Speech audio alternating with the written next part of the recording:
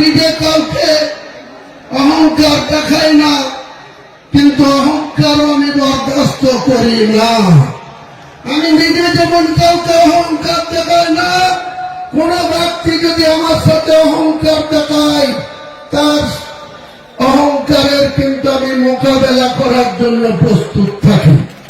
এটাই আমার চলার আদত, এটাই আমার চলার বলতে পারেন যে মেন স্ট্রিমের লাইন। কেন আজকে আমাকে সাসপেনশন বিধায়ক 69 ভরতপুর বিধানসভায় যখন 2021 সালের পশ্চিমবঙ্গের তৃণমূল কংগ্রেসের বিধায়কদের 294 মধ্যে 3টে সিট দার্জিলিং এ ছেড়ে রেখে 291 প্রার্থী তালিকা করেছিল, তখন এই হুমায়ুন কবিরের হোম সিট রেজিনগর বাদ দিয়ে তাকে 69 ভরতপুরে পাঠানো হয়েছিল। এই দলটা একবারে অঞ্চল থেকে, বুথ লেভেল থেকে ব্লক লেভেল, জেলা লেভেল, রাজ্য স্তরে পর্যন্ত দ্বন্দ্ব আর বিভাজন আর তুলাবাজি করার দল। এই দলটার কোন নিয়ম শৃঙ্খলা কেউ মানে না, একটাই পোস্ট, বাকি সব ল্যাম্পোস্ট। জন্মলগ্ন থেকে রাজ্যের সভাপতি মাননীয় সুব্রত বক্সি, তাকে শুধু শ্রীখণ্ডী করে রেখে দেওয়া হয়েছে। তার কোন কথা মমতা বন্দ্যোপাধ্যায়ও শোনেন না, তার ভাইপো অভিষেকও শোনে না, তৃণমূলের তুলাবাজ মাতব্বররাও কেউ শোনে না। কিছু একজন নেতা করিমপুরে বিধানসভা লড়তে গিয়ে একটা লুঙ্গি পড়া লোকের লাফ খেয়ে ভোলকলমির ঝরে গিয়ে পড়েছিল। সেই নেতাকে নজরুল মঞ্চে তৃণমূল কংগ্রেস জয়েন করিয়ে 1 মিনিটের মধ্যে সহসভাপতি করে দিল। তার কাজ হচ্ছে তৃণমূল ভবনে বসে বসে তোলাবাজি করা, কমিশন খাওয়া।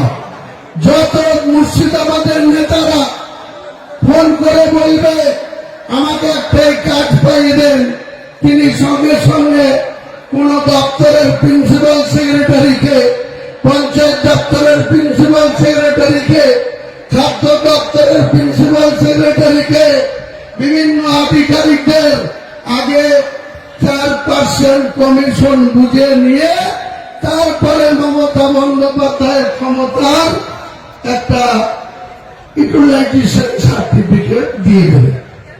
আমরা বলতে চাই, বাংলার মানুষ আপনারা বহু আশা নিয়ে, আমরা বহু আশা নিয়ে 34 বছরের যে সরকার চলত, শুরুতে তারা অনেক ভালো কাজ করেছিল জ্যোতিবাবুর নেতৃত্বে।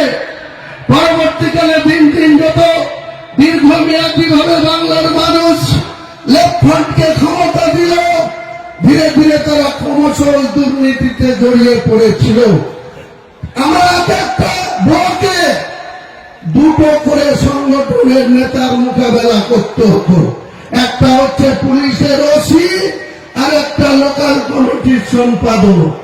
এই দুজনদের বিরুদ্ধে আমাদেরকে লড়াই করতে হয়েছে। আমি 1982 সাল থেকে 20 বছর বয়স থেকে যুব কংগ্রেস দিয়ে শুরু করেছিলাম। 2012 সালের 16 নভেম্বর পর্যন্ত 30 বছর জাতীয় কংগ্রেসটা করেছি। কখনো আমার নেতা ছিল প্রয়াত অতীশ সিনহা, কখনো আমার নেতা ছিল আজিজুল সাহেব, কখনো আমার নেতা ছিল এই বেলডাঙ্গার বিধায়ক প্রয়াত নুরুল ইসলাম চৌধুরীরা, কখনো আমার নেতা ছিল প্রাক্তন সংসদ, 5 বারের সংসদ, লোকসভার 54 জনের দলনেতা অধীর রঞ্জন চৌধুরী। মুসলমানরা যখন 72% জমিপুর লোকসভায় মুসলমান ভোট, যখন প্রণব মুখার্জিকে ভোট দিয়ে নির্বাচিত সাংসদ করে, সেই মুর্শিদাবাদের মুসলমানরা তখন সাম্প্রদায়িক হয় না, তারা গদ্দার হয় না। মুসলমানরা যখন শুরু থেকে বামফ্রন্টের সেই RS ত্রিদীপ চৌধুরী থেকে শুরু করে ননীগোপাল ভট্টাচার্য থেকে শুরু করে প্রমথেশ মুখার্জীদেরকে বারবার ভোট দিয়ে বহরমপুরের সাংসদ রূপে পাঠায়, তখন মুসলমানরা ধর্ম নিরপেক্ষতায় থাকে। কিন্তু যখনই আবিদ চৌধুরীর বিরুদ্ধে ভোট দিয়ে ইউসুফ পাঠানকে ভোট দেয়, এই ইউসুফ পাঠানকে ভোট দিয়ে জিতানোর জন্য মমতা বন্দ্যোপাধ্যায় আমাকে নির্দেশ দিয়েছিল।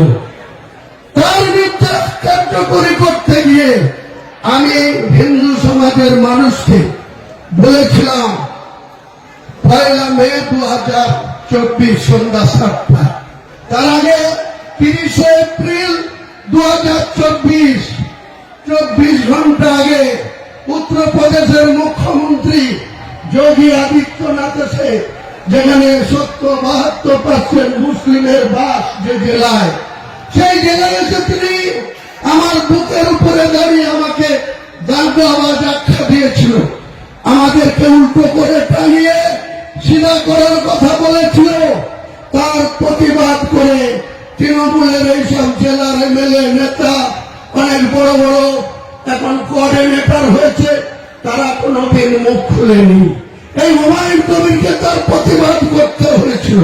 মমতা বন্দ্যোপাধ্যায় 1 মে 2024 ভোট ছিল মুর্শিদাবাদে, বহরমপুর, মুর্শিদাবাদ আর জঙ্গিপুর কেন্দ্রের 7 মে 2024, বহরমপুর, দুর্গাপুর, কৃষ্ণনগর, রানাঘাট এসবের ভোট ছিল 13 মে 2024। 1 তারিখে মালদা থেকে প্রচার করে এসে মমতা ব্যানার্জি হেলিকপ্টার নিয়ে বড়ুয়া কিষাণ পার্টির মাঠে নেমে আমাকে ডেকে বলেছিল যে হুমায়ুন, আজকের দিনে আমার কাছে খবর আছে অধীর চৌধুরী আবার জিতে যাচ্ছে, ইউসুফ পাঠান হেরে যাচ্ছে, মোহাম্মদ সেলিম জিতে যাচ্ছে, আবু তাহের খান হেরে যাচ্ছে, তুমি একটা কিছু করো। আমি বলেছিলাম, দিদি আপনি জেলার সাংগঠনিক সভাপতি করে রেখেছেন কাদির বিধায়ক অপূর্ব সরকার, আপনি জেলার চেয়ারম্যান করে রেখেছেন রেজিনগরের বিধায়ক রবিউল আলম চৌধুরী, তাদেরকে বলুন আপনার প্রার্থীকে জেতাবে, আমাকে কেন বলছেন?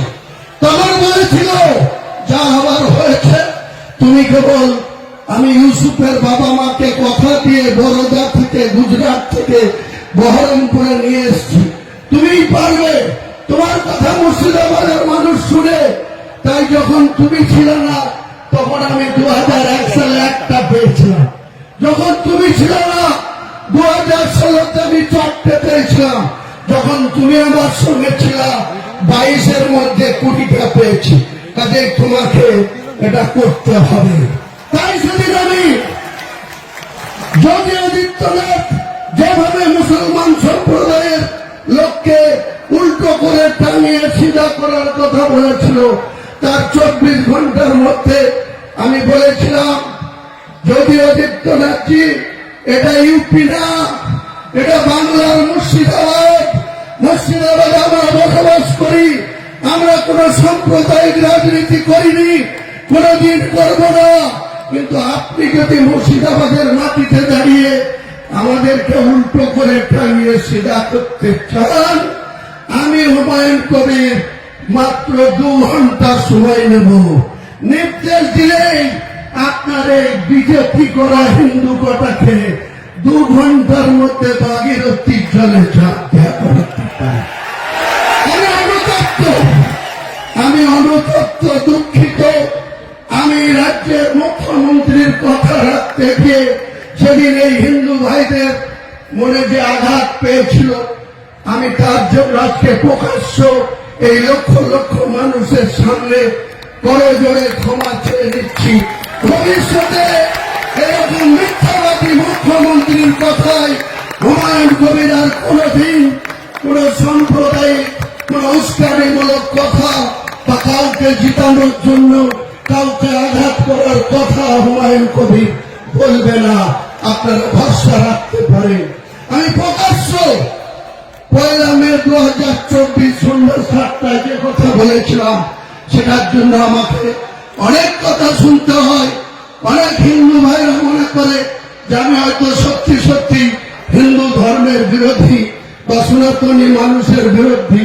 আমি আমার লাইফে 63 বছর বয়স, 43 বছরের রাজনীতিতে কোনদিন সংকীর্ণতা কি জিনিস, সম্প্রীতি বিনষ্ট করার জিনিস আমি মানি না। যখন এই জেলার পুলিশ সুপার শ্রী সুধাকর সাহেব ছিল, তখন মিয়া গ্রামে একটা মুসলিমকে ঘোষ সম্প্রদায়ের লোকরা দিনের বেলায় 9টার সময় মার্ডার করে দিয়েছিল।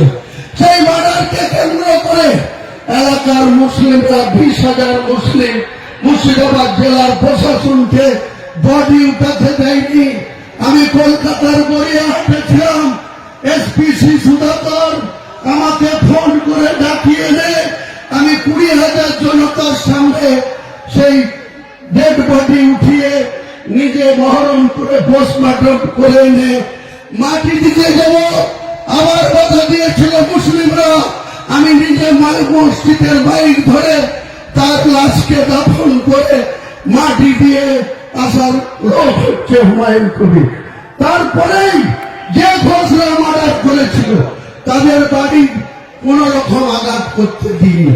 আমি নিজে গিয়ে তাদের বাড়িতে সান্ত্বনা দিয়েছিলাম যে যারা মার্ডার করেছে তারা পালিয়ে গেছে, তাদের পাশাপাশি গ্রাম, পাশাপাশি বাড়ি, তারা যেন সেই হিন্দু পরিবারের মা বোনদের উপরে কোনো পটচারণ না করে, কোনো অত্যাচার না করে।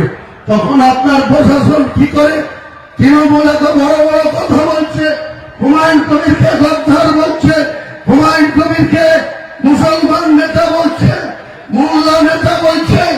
আপনাদের খলিলুর রহমান সাংসদ, জেলা সভাপতি, আবার হজ কমিটির চেয়ারম্যান, তিনার বাড়ির পাশে হরগোবিন্দ দাস নৃশংসভাবে কি করে খুন হলো, চন্দন দাস কিভাবে নৃশংসভাবে খুন হলো, আপনার দলের এমএলএ আমিরুল ইসলাম কি করছিল, আপনার দলের এমএলএ ফারাক্কার মনিরুল ইসলাম এখন লম্পজম্প করছে সামনে, সেদিন সে কি করছিল?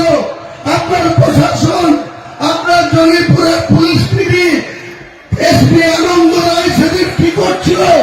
আপনার শামশেরগঞ্জ জেলার ওসি সেদিন কি করছিল? কেন হরগোবিন্দ দাস এবং তার ছেলে চন্দন দাস এইভাবে নৃশংসভাবে খুন হলো? তার দায় কি মমতা ব্যানার্জি পুলিশ মন্ত্রী আপনি অস্বীকার করতে পারেন? আপনি কখনো মুসলিমদের ভোট নেওয়ার জন্য মুসলিমদেরকে আরো বেশি বিপদে ফেলে দেন। আজকে হরগোবিন্দ দাস, চন্দন দাস খুন হয়েছে, প্রকৃত যারা খুনি তারা কেউ অ্যারেস্ট হয়নি। আপনার পুলিশ 13টা তর্কদার যুবক যাদের 22 থেকে 30 বছর বয়স, তাদেরকে আপনার পুলিশ চাকরি দিয়ে লাইফ আউট করে দিল। 13টা ফ্যামিলি শেষ হয়ে গেল। হরগোবিন্দ দাস খুন হলো, তার ছেলে চন্দন দাস খুন হলো। সেটা যেমন আমরা কোনো মতেই মানতে পারি না, জঘন্যতম খুন, তেমনি এটাও আমরা বলবো আপনার ব্যর্থতা, আপনার প্রশাসনের ব্যর্থতা। বেলডাঙ্গা আজকে এনআই এসছে, আপনার পুলিশ তটস্থ হয়ে গেছে, ভয়ে ঘুরে বেড়াচ্ছে আইসি বেলডাঙ্গা, ভয়ে ঘুরছে, এসপি খোঁজ নিচ্ছে এনআই এসে কি করবে। 16 তারিখ জুম্মাবার ছিল, 16 তারিখ আমি আমার বাড়ি থেকে বেরিয়ে কলকাতার উদ্দেশ্যে গেছিলাম। আমার ভাই, আমাদের রাজ্যের যুব প্রেসিডেন্ট সৈয়দ আহমেদ কবির আছে, আমি মিস্টার কর্নেল জাকির কাছে আমরা 6 তারিখে ব্রিগেড ময়দানে এরকম সভা করার জন্য চেয়েছিলাম। 6 তারিখের পরে 8 তারিখে প্রসেস করলো, কিছু কাগজপত্র চাইলো, এফিডেভিট চাইলো, সেটা 13 তারিখে দেওয়া হলো। 13 তারিখে আমাকে কর্নেল থেকে একটা চিঠি করলো। 16 তারিখে বেলা 1টার সময় আমাকে ডাকলো শাশুড়ি। আমার জুম্মার নামাজ পড়বে খেলে বাবরি মসজিদে, তবু আমি ওখানে গিয়ে বিধানসভায় নামাজ পড়ে মিস্টার ত্যাগীর কাছে আমি সৈয়দ কবিরকে নিয়ে গেলাম। তারপর তেনারা 6 থেকে 16 10 দিন পরে তেনারা বললেন যে আমাদের ডিপার্টমেন্ট থেকে 1 ফেব্রুয়ারি থেকে 20 মার্চ পর্যন্ত আমরা কোনো মাঠ আপনাকে না কোন রাজনৈতিক দলকে দিতে পারবো। আমার কাছে প্রমাণ আছে। ক্ষমতা থাকলে রাজ্য প্রশাসন প্রমাণ করুক। এখানে লিডার অফ দ্য অপোজিশন তিনিও বলছে বেলডাঙ্গার যে সমস্যা হয়েছে, যে রাস্তা অবরোধ হয়েছে, যে বিশৃঙ্খলা হয়েছে, তার জন্য নাকি আমার উস্কানি আছে। আরে আপনার পুলিশ কি করে? বেলডাঙ্গার আইসি কি করছিল? পরের দিন যখন আবার আনিসুর রহমান বলে একজন বিহারের গাজিয়াবাদে মার খেয়ে এখানে হসপিটালে ভর্তি, কে বা কাহারা রক্ষিয়ে দিল যে আনিসুর মারা গিয়েছে, আবার রাস্তা অবরোধ। সেদিনকে বাংলার যুবরাজ বলে যিনি অহংকার করে, সেই যুবরাজের বহরমপুরে রোড শো ছিল। তিনার রোড শোর জন্য সমস্ত রাস্তাকে বন্ধ করে তিনারা যুবরাজের 5,000 লোকের রোড শো করছে। আজকে যখন আমরা লক্ষ লক্ষ লোক মুর্শিদাবাদের পুলিশ সুপারকে কাল থেকে বলার পর, হুমকি দেওয়ার পর, একটার পরে রোড হেভি ভিকেন্স তারা বন্ধ করল। কারণ সকাল থেকে বন্ধ করা যাবে না। অভিষেক বন্দ্যোপাধ্যায় আসবে, রাজপুত্র আসবে, তার জন্য আপনারা পুলিশ প্রশাসন একদম তটস্থ। আমি পুলিশ প্রশাসনকে ব্যক্তিগতভাবে কারো বিরোধী নই, কিন্তু আমি বলবো মুর্শিদাবাদের প্রশাসনকে, বাংলার প্রশাসনকে, এই মমতা বন্দ্যোপাধ্যায় 4 থেকে 9 একটা মাত্র সংসদ ছিল, বামফ্রন্টের 35টা সংসদ ছিল, আইএনসি ইন্ডিয়ান ন্যাশনাল কংগ্রেসের 6টা সংসদ ছিল। মমতা বন্দ্যোপাধ্যায়, আপনি অতীতকে ভুলে যাচ্ছেন। আপনি অতীত ভুলতে পারেন। হুমায়ুন কবিরের 40 বছরের ক্যারিয়ারে আপনাকে কখনোই বেলডাঙ্গায় সিদ্ধার্থ শঙ্কর রায় 1996 সালে যখন লোকসভার ভোটে লড়তে ছিল আপনার প্রার্থী রূপে, তখন বেলডাঙ্গায় ইকবাল সাহেবের গেস্ট হাউসে আপনি আমার হাত থেকে চপ মুড়ি চেয়ে খেয়েছিলেন। আপনি ভুলে গেলেন। আজকে আপনাকে দেখা করতে সময় চাই, আপনি দেখা করেন না। আপনি 20 মে 2011 যেদিন বাংলার মুখ্যমন্ত্রী হিসেবে শপথ করেছিলেন, সেদিন বলেছিলেন কালীঘাটের বাড়িতে আম আদমিদের সঙ্গে সাক্ষাৎ করবেন।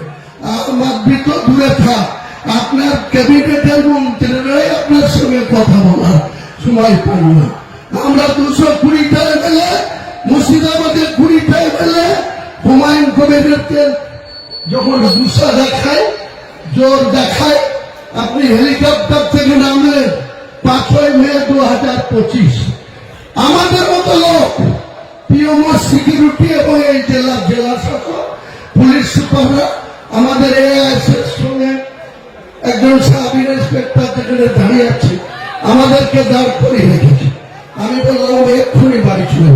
তখন মমতা ব্যানার্জি আমাকে দেখে ডিজিপি রাজীব কুমার যে আজকে রিটায়ার করছে, ডিজিপি রাজীব কুমারের সামনে, যে আগে চিফ সেক্রেটারি রিটায়ার করেছে মনোজ পন্থের সামনে, আপনি নিজে হুমায়ুন কবিরকে বলেন স্ট্রং ম্যান, হুমায়ুন কবিরকে বলেন স্ট্রং ম্যান। আবার আপনি বলে যান 10 জনের কোর কমিটি করব, 4 জন হিন্দু, 6 জন মুসলমান, তার মাথা করে দেবো তোমাকে। তারপরে আপনি 4 ডিসেম্বর সেই হুমায়ুন কবিরকে সাসপেন্ড করে দেবেন। অপরাধটা কি?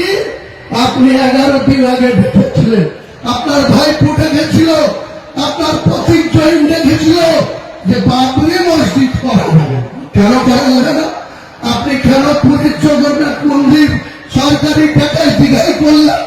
কেন আপনি দুর্গায়ন করছেন? কেন আপনি কালী মন্দির করার উদ্বোধন করছেন? কেন সাধু সন্তরা যেখানে মেলায় যায়, স্নান করতে যায়, পুণ্য স্নান করতে যায়, 1700 কোটি টাকার সেখানে ওয়াক অর্ডার হচ্ছে। আমার কনস্টিটিউশনের একটা 35 কোটি টাকার লোহাঘাটের ব্রিজের জন্য অভিষেককে বলেছি, মমতাকে 4 বার বলেছি, এখানকার পিএম কে 7 বার বলেছি। আজ পর্যন্ত হয় না। আর দরকার নেই, আগামী দিনে আপনার কুর্সিটা কেড়ে নেব, কুর্সি থেকে হটাবো, তারপরে এরকম হাজারো লোহাঘাটের ব্রিজ অটোমেটিকলি করবে, আমরা করতে বাধ্য হবে। শুধু নির্দেশ দেব, সেই নির্দেশ পালন করতে হবে। আপনি শুধু তোলাবাজির ভাগ খাবেন, 70 আর 25, 75 আর 25, আর আপনার নাম করে আপনি ল্যান্ড দপ্তরের মন্ত্রী, আপনার ল্যান্ড দপ্তরের বেলারোরা কিভাবে মানুষের রক্ত চুষে খাচ্ছে। আপনি বলতেন লক্ষ্মীর ভান্ডার কি, আরে লক্ষ্মীর ভান্ডার আপনি কার টাকায় দেন? মমতা ব্যানার্জি আপনার বাবার নাম ছিল কমলেশ্বর ব্যানার্জি, তার টাকায় দেন? আপনার কত বিঘি জমি ছিল? আপনার বাবার কত বিঘি জমি ছিল? আপনার ভাইপুর কি ব্যবসা ছিল 2014 সালের আগে?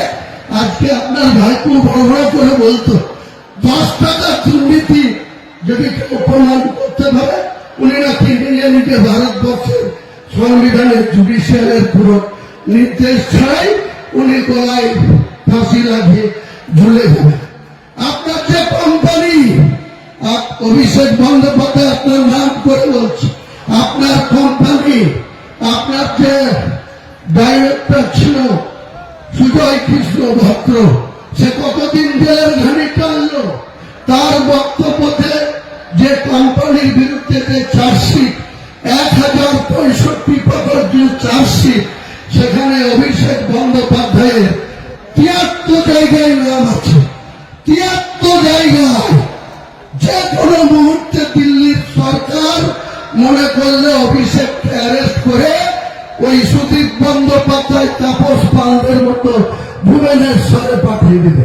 আপনি উপরে মুসলমানদের মসিয়া আর ভাইপুকে বাঁচার জন্য মোহন ভাগবত আর প্রধানমন্ত্রী অমিত শাহ খারাপ, প্রধানমন্ত্রী ভালো, মোহন ভাগবত ভালো, তাকে এই বাংলায় আপনি যেদিন ক্ষমতায় এসেছিলেন সেদিন RSS এর শাখা অফিস ছিল বাংলায় মাত্র 558টা, মাত্র 558টা।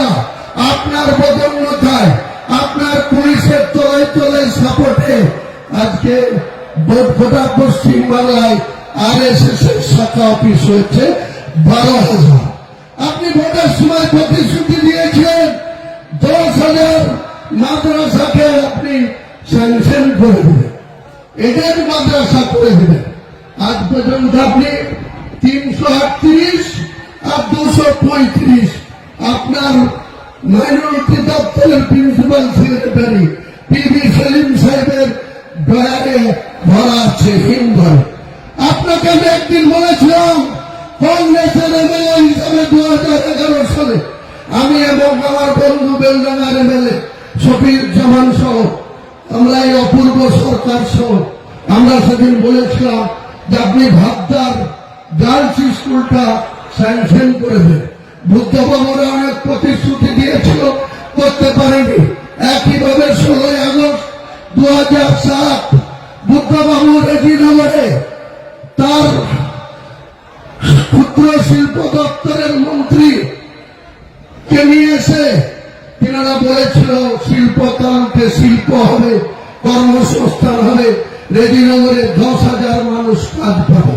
তিনি তো চিৎপাঠান হয়ে গেল 2011 সালের 4 মে। তারপরে আপনি আসলেন 20 মে থেকে এখন অব্দি আপনি মুখ্যমন্ত্রী।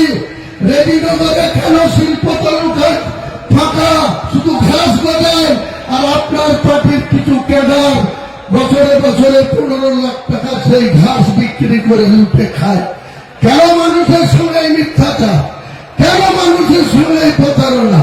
আজও কেন ভাবদার মুসলিম কলেজ হয়নি?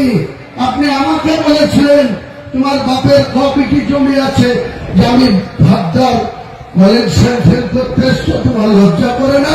তোমাকে বাই ইলেকশনের রেজিনগরের মানুষ ভোট দিল না, তুমি আমাকে বলতে এসছো কলেজ করতে হবে? আমি বলেছিলাম ওটা আমার কনস্টিটিউশন না, ওটা বেলডাঙ্গা বিধানসভার কনস্টিটিউশন, কিন্তু আমার জেলা, এটা করার দরকার, আপনি করে দেন। আপনি আমাকে বাপ তুলে কথা বলেছিলেন। আমি কংগ্রেস ছেড়েছিলাম, অদিত চৌধুরীর দ্বিতীয় স্ত্রী অতসী চ্যাটার্জি আমাকে জাত তুলে কথা বলেছিল বলে আমি কংগ্রেসের বিধায়ক পদ তুচ্ছ করে রিজাইন দিয়ে আমি 20 নভেম্বর 2012 আপনার যে হাত ধরেছিলাম সেদিন আমার লাইফে একটা ঐতিহাসিক ভুল করেছিলাম। আপনি যে এত বড় মিথ্যাচারী, আপনি যে এত বড় মুসলিম বিরোধী, আপনার সঙ্গে RSS এর যে এত ভেতর থেকে লাইন আমি সেদিন বুঝতে পারিনি।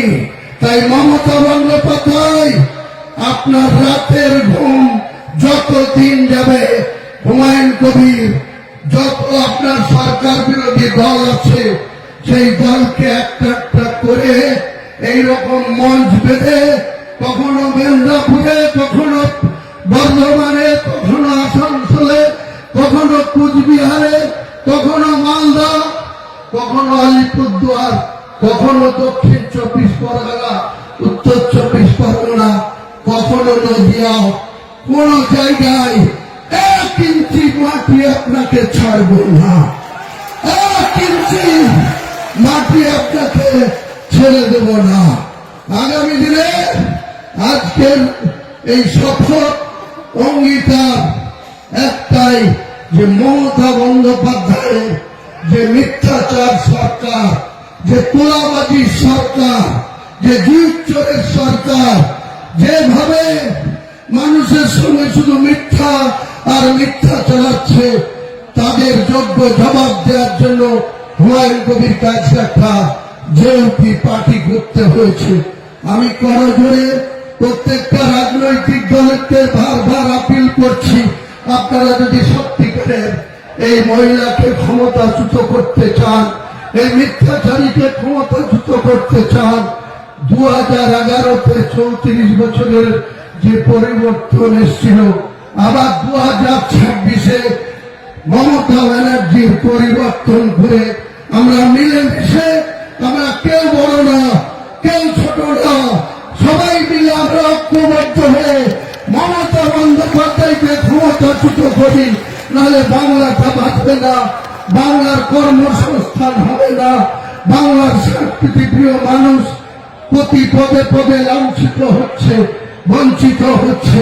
তাই আমরা আজকে যেমন মিলকে সঙ্গে পেয়েছি, আরো কিছু সংগঠনকে সঙ্গে পেয়েছি, সকলকে নিয়ে আগামী দিনে আমার কোনো ইগো নেই, আমার কোনো অহংকার আমি দেখাতে চাই না, অহংকার কোনো জায়গা নেই কোনো মানুষের, সে মুসলিম হোক অমুসলিম হোক, ঈশ্বর বা আল্লাহ যিনি আমাদের সৃষ্টি করেছেন শ্রেষ্ঠ জীব হিসাবে, তাদেরকে সবসময় মহান উপরওয়ালার কাছে মাথা নত করে চলতে হয়। তিনি কখন তার আয়ু শেষ করে দেবে, কখন তাকে এই পৃথিবী থেকে কথা বলা বন্ধ করে দেবে, কখন কাউকে শ্মশানে নিয়ে যাবে, কখন তাকে খবরস্থ করবে, সেই মহান আল্লাহ তাআলারই ইচ্ছায় হয়, কোন মানুষের ইচ্ছায় হয় না। আমি জানি না আমার কখন মৃত্যু হবে, কিভাবে মৃত্যু হবে, তেমনি কত মানুষ আছেন কেউ আপনারা বলতে পারবেন না আপনাদের কখন মৃত্যু হবে, কিভাবে মৃত্যু হবে। তাই আমি বলতে চাই, এই বৃহত্তম লড়াইয়ে আপনারা সকলেই আমাদের ডাকে যেভাবে এসছেন, যেভাবে সাপোর্ট দিচ্ছেন, প্রত্যেকটা পদক্ষেপে আপনাদের সঙ্গে কোনো বেইমানি করা হবে না, কোনো মিথ্যাচার করা হবে না, কোনো মিথ্যা প্রতিশ্রুতি আমি দেব না। মমতা বন্দ্যোপাধ্যায়ের জায়গায় আমাদের এই জোটবদ্ধকে নিয়ে আসুন, 1000 টাকার লক্ষ্মীর ভান্ডার 3000 করে দেব, 1,20,000 টাকার ঘর 2 লক্ষ টাকা করে দেওয়া হবে। বাংলার কোন পরিযায়ী শ্রমিককে বাইরে কাজ করতে যেতে হবে না, আমরা কর্মসংস্থান করে দেব। আমরা যে প্রজেক্ট করছি এখানে কিছু না হলে 5,000 লোকের কর্মসংস্থান হবে। এরকম মুর্শিদাবাদে যে শিল্প তালুক আজকে এত বছর ধরে ফেলে রেখেছে, মিথ্যাচারী মমতা বন্দ্যোপাধ্যায় কিছু করেনি, আর 1 মাসে কিছু করতেও পারবে না। যতই চেষ্টা করুক, যতই মিথ্যা কথা বলুক, আপনারা বিশ্বাস করবেন না। আগামী দিনে আমাদের একটাই লক্ষ্য, মমতা বন্দ্যোপাধ্যায়কে ক্ষমতাচ্যুত করা, সাম্প্রদায়িক বিজেপিকে বাংলার মাটিতে তাদের শিকড় শক্তিশালী করতে আমরা দেব না। আমাদেরকে বলা হচ্ছে ভোট কাটুয়া। 2,82,00,000 মুসলমান ভোট আছে। আপনারা জানেন 2021-এ কত ভোট পোল হয়েছিল? মমতা ব্যানার্জি 213টা আসন পেয়েছিল। ভোট কত পেয়েছিল জানেন? 2,87,00,000। আর 77টা আসন পেয়েছিল বিজেপি। তারা ভোট কত পেয়েছিল জানেন? 2,33,00,000। মুসলমানদের ভোট কত? 2,82,00,000। এই 2,82,00,000টাকে ধরুন 3.5 কোটি। যদি বলেন কি করে, আমি আপনাদের বুঝিয়ে দিচ্ছি, তারপরে আমার বক্তব্য শেষ করব। প্রত্যেকটা 1,000 মুসলমান বুথে ভোট পোল হয় 80 থেকে 88, 90%। 80% হয়, তার নিচে নামে না। তাহলে আপনি 33% মুসলমান ভোট আছে বাংলায়। 33%টা 80% ধরুন, তাহলে ওটা পোল আরো 10% বেড়ে 43% হয়ে যাবে। আর হিন্দু বুথে যান, মমতা ব্যানার্জি যেখানে ভবানীপুরে নির্বাচিত হয়, সেখানে হাইয়েস্ট ভোট কত পার্সেন্ট হয় জানেন? 58%। 58%। অন্য এভারেজ যে কোনো হিন্দু বুথে দেখুন 70%-এর বেশি পোল হয় না।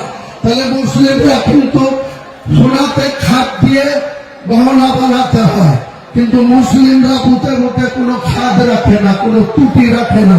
ঘুগনি মুড়ি খেয়ে 80 থেকে 90% ভোট পোল করে আপনাকে সরকারে বসায়। সেই মুসলিমদের আপনি শুধু মিথ্যাচার, ওবিসি থেকে নাম বাদ দিবেন, ওয়াকফ বোর্ডের আইন মানব না বলে মানবেন, আবার এসআইআর করবো না বলে এসআইআর করিয়ে আপনাদের অযোগ্য লোকদের বিএলই নিয়োগ করে ভুল পথে লোড করে তাদের আননেসেসারি হিয়ারিং করে তাদের হয়রানি করবে। আর সেই মুসলমানরা আপনাকে আবার ভোট দিয়ে চতুর্থবারের জন্য মুখ্যমন্ত্রী করবে? কোনো মতেই না। আর মুসলিম ভাইরা আপনাদেরকে যখনই বলবে যে তোমরা ভোট কাটুয়া, ওরা একটাই বুলি শিখেছে যে তোমরা মমতা ছাড়া তোমাদের উপায় নেই, মমতাকে ভোট না দিয়ে অন্য কাউকে ভোট দিলে বিজেপি এসে যাবে। আমি বলছি বিজেপি আসবে না। বিজেপিকে রোখার দায়িত্ব আমরা নেব। আমরা বিজেপিকে 100 পার করতে দেব না। আর মমতা ব্যানার্জির দলকে 50 পার করতে দেব। 250-এর লম্ফঝম্প অভিষেককে বুঝাবো 1 মন ধানে ক কেজি চাল হয়। আগামী দিনে ঐক্য করো। হুমায়ুন কবির বাজি রেখে বলছি, তোমার যতই অর্থতা, যতই তুমি র্যাম তৈরি করে বক্তৃতা করো, আগামী তুমি যেখানে বক্তৃতা করবে তার 48 ঘন্টা থেকে 72 ঘন্টায় আমি আমাদের জোট সঙ্গীকে নিয়ে সেখানে তোমার রাজনৈতিক ভাবে প্রস্তুত আছি। তাই আরেকবার সেই 1 মে 2024 সন্ধ্যা 7 ঘটিকায় আমি যে কথা বলেছিলাম হিন্দু ভাইদের জন্য, প্রয়োজনে আমি 2 ঘন্টার মধ্যে আপনাদের ভাগীরথীতে ঝাঁপ দেওয়াতে পারি, কাটবো বলিনি। কিন্তু ভারতবর্ষের প্রধানমন্ত্রী আমার বিরুদ্ধে অনেক কথা বলেছে। আসামের মুখ্যমন্ত্রী হিমন্ত বিশ্ব শর্মা আমার বিরুদ্ধে অনেক কথা বলেছে। সেই সময় অমিত শাহজির ডেপুটি নীতিশ প্রামাণিক কুচবিহারের এমপি, তিনি আমার বাড়ির কাছে এসে আমার 14 পুরুষ করে গান দিয়ে গেছে। আমি সহ্য করেছি। কিন্তু আমি বলছি বিজেপিকেও কোনো রিয়াক্ট করবো না, তৃণমূলকেও কোনো রিয়াক্ট করবো না। আমাদের পার্টি সবাইকে দিয়ে মমতা বন্দ্যোপাধ্যায়ের মৃত্যু ঘন্টা বাজাবো ব্রিগেড ময়দান থেকে। ঈদের পরে আসাদুদ্দিন ওয়াইসি সাহেবকে নিয়েছে ব্রিগেড ময়দান থেকে মমতা বন্দ্যোপাধ্যায়ের মৃত্যু ঘন্টা বাজাবো। তার সঙ্গে যদি আইএসএফ থাকে ওয়েলকাম, যদি সিপিএম থাকে ওয়েলকাম, না থাকলেও হুমায়ুন কবিরের কিচ্ছু যায় আসে না।